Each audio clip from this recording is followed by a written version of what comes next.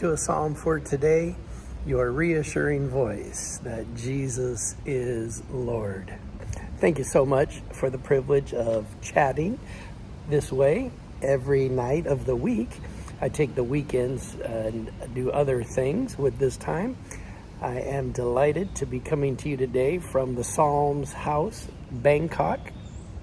The Psalms House is a facility. It's a condominium, 2-bedroom, 2-bath, dedicated to being a place for ministers and Christian leaders to stay.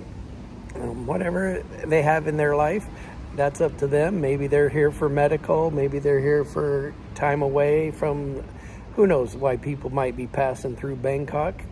But we have the Psalms House as a dedicated house, a dedicated condominium unit, 2 bedrooms, 2 baths, to help people have a place to stay. Years ago, I decided life isn't too complicated. You need a place to stay, you need food, obviously you need air, etc., but and you need a way to get around. So if you can get around and you have food and you have a place to stay, then you have all you really need. And I think the prophet's chamber in Elijah's day had a lamp, a bed, and a chair. That's what Elijah needed. Linfield Crowder, Dr. Crowder, was big on saying, all I need is a bed, a lamp, and a chair. Be a great name for a song, The Bed, the Lamp, and the Chair. But so if you're ever passing through Bangkok, let me know. We have a place for you to stay. Hopefully, it's used mostly by Thai leaders when people need to come to Bangkok for something from their other city or their other village or whatever the situation might be. It's about a 3-minute walk to the train and the BTS, MRT. The yellow line is called a BTS and the MRT. It's both. And so from here you can get just about anywhere in Bangkok relatively easily. Well, anyways, we are on Psalm 32, and David has expressed his transgression, which is he intentionally departed from God. His sin, he missed the mark, and his iniquity, his path became twisted. But he was delighted because God forgave his sin, and God did not count his sin against him, and God covered his sin. 3 types of sin nuances and 3 types of forgiveness nuances in the passage. Verse number 8 says, I will instruct you and teach you in the way you should go. I will counsel you with my eye upon you. Be not like a horse or a mule without understanding, which must be curbed with a bit and bridle, or it will not stay near you. This verse is, these 2 verses, commentaries and scholars debate who is talking. I will instruct you. In my view, there's no reason to change from the psalmist to God in this passage. It says, I acknowledged my sin to you. Clearly, that's the psalmist. When I kept silent, clearly that was the psalmist. Verse 8, I will instruct you. I think clearly that's the psalmist. The psalmist is saying, if you will let me, I will instruct you and teach you. I've been down that trail, and that trail bites. I have some insight into that decision. I have some insight into that behavior. Pastor Don Coble, now with the Lord, took me aside one day in Anchorage, and he said, I want to tell you about PTSD. He had severe PTSD anchored in the violence of Vietnam. But Pastor Coble took me aside.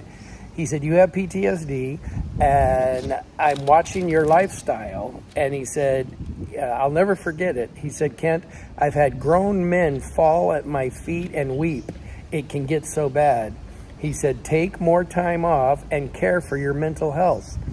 He was doing Psalm 32:8.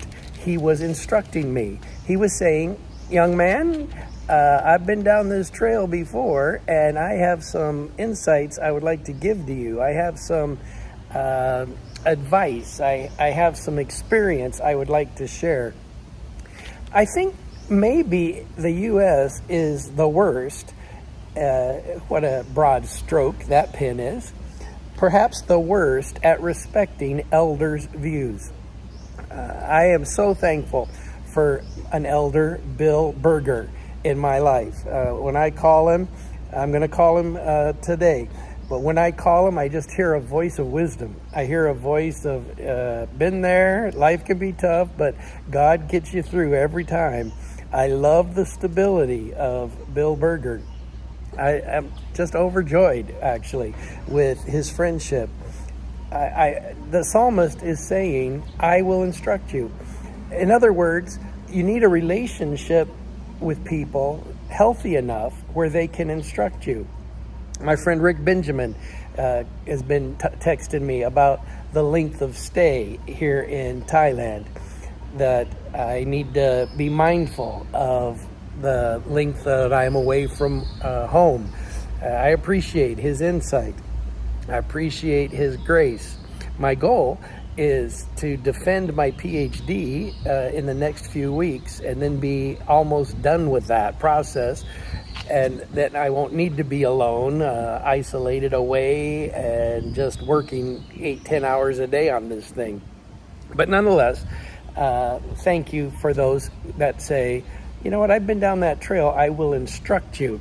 Now notice he also says, and teach you. So instruct and teach are similar, but different. I think, in my view, instruction includes sort of training, where teaching is maybe the dissemination of information.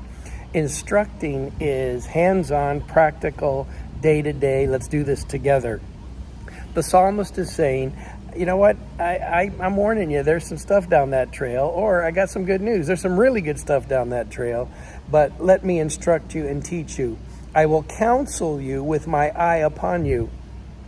The value of having another person's set of eyes on your life is fabulous. That you can present what's going on in your life to someone and they can say, let me watch that. Let me oversee that, or not oversee as an overseer, but let me see over that. Let me have my eye on the choices you make. Let me have my eye on the way that you are making your decisions. Verse 9, be not like a horse or mule without understanding, which must be curbed with a bit and a bridle, or it will not stay near you. The psalmist is suggesting there are kinds of choices that we make. If you let the psalmist help you, you will make the right kind of choice. Here's the two choices. One choice is an internal choice. You make it from inside you, and you make it with wisdom. Another choice is an external choice that you don't make. Someone puts a bridle or a bit in your mouth and then attaches it and leads you like this. That's what the enemy of your soul wants to do. He wants to put a bridle in your mouth and lead you externally. The psalmist says, if you listen to me, if you let me instruct you, you can begin to make internal decisions that are wise, that will produce rejoicing in your life. But if you don't, there will become a decision process that someone externally makes for you in your life. One way I like to say for those I'm talking with about leading their life, I say, lead your life, or somebody else will.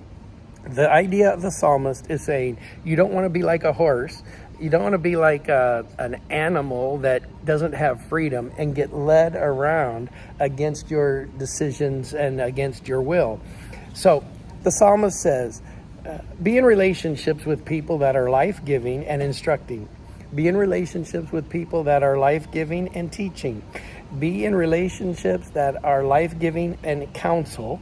And be in relationships where other people can look at your life and evaluate and give comment, and you are willing to receive their input.